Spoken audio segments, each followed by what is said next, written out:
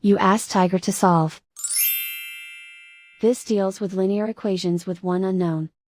The final result is k equals 3. Let's solve it step by step. Group all k terms on the left side of the equation. Add 2k to both sides.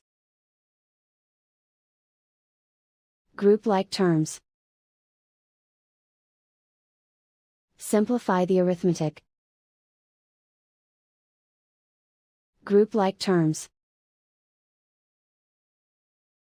Simplify the arithmetic. Group all constants on the right side of the equation. Add 3 to both sides. Simplify the arithmetic.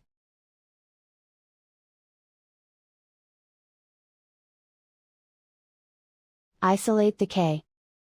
Divide both sides by 8. Simplify the fraction. Find the greatest common factor of the numerator and denominator. Factor out and cancel the greatest common factor. And so the final result is k equals 3.